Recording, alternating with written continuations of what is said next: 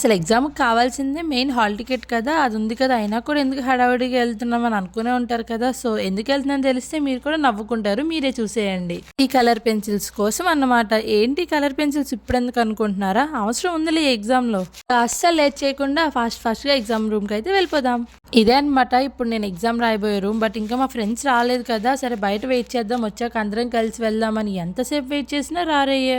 మీ గ్యాంగ్‌లో ఎవరైనా exam start అయినప్పుడు రూమ్‌కెళ్ళి ఎగ్జామ్ టైం అయిపోయాక కూడా బయటికి రాని వాళ్ళు ఉంటే వాళ్ళని ట్యాగ్ చేసేయండి. మా గ్యాంగ్‌లో అయితే వీలేననమాట. ఎగ్జామ్ స్టార్ట్ అయినప్పుడు వస్తారు. ఎండ్ అయ్యాక కూడా రారు బయటికి. అసలు ఆ కళ్ళల్లో ఆనందం చూడండి. సెమ్ ఎగ్జామ్సే అయిపోయాయి. ఏదో బీటెక్ లైఫ్ అయిపోయినంత ఓవర్ యాక్షన్ చేస్తున్నాను కదా! ఇంక తీరా రూమ్‌కి వచ్చి చూస్తే రూమ్‌లో ఎవరు లేరు. నేనే ఫస్ట్ వచ్చాను అనుకునే లోపులో రూమ్‌లో కరెంట్ కూడా లేదు. కెమెరా ఆన్ చేయకముందు ఎన్ని మాటలు మాట్లాడాలనుకుంటానో కెమెరా ఆన్ చేశాక అంత మాటలు రావు. సర్లే ఏదోటి మాట్లాడదామని ట్రై చేస్తే అది స్లోగా వస్తది. సో, అక్కడ ఇప్పుడు నేనేమనుకుంటున్నానంటే కరెంట్ ఏమో కొన్ని రూముల్లో ఉన్నాయి. కానీ కొన్ని రూముల్లో లేవు. ఏంటని వార్డెన్ మేడం అడిగితే ఏదో లో వోల్టేజ్ వల్ల అని చెప్పింది. సర్లే ఎండకొచ్చాం కదా! చల్లగా ఏమన్నా తాగుదాం క్యాంటీన్‌కి వెళ్దామంటే 3 ఫ్లోర్స్ ఎక్కాలి. ఇంకేం చేస్తాం తప్పక 3 ఫ్లోర్స్ ఎక్కుతూ ఉన్నా.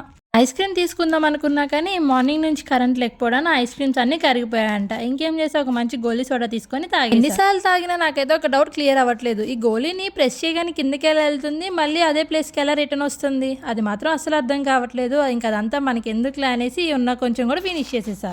ఎక్స్ట్రా టైం కూడా తీసుకొని ఉన్న పేపర్లు అన్నీ నింపి లాస్ట్కి రూమ్కి అయితే వచ్చారు. మైక్ కొన్నాను చూడంటే ఆ మఫ్ దానికన్నా హెడ్కి బాగుందని హెడ్కి పెట్టుకుంది.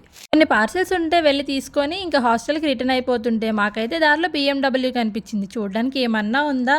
ఎగ్జామ్స్ అయిపోయాయి కదా బిర్యానీ తిందాం అని ఏ ముహూర్తంలో అనుకున్నామో కానీ కనీసం ఒక గంట సేపు క్యూలో నుంచున్నాక బిర్యానీ అయితే వచ్చింది. ఇంకా అది రూమ్కి తీసుకొచ్చి ఆ డేని బిర్యానీతో ఫినిష్ చేస్తాం.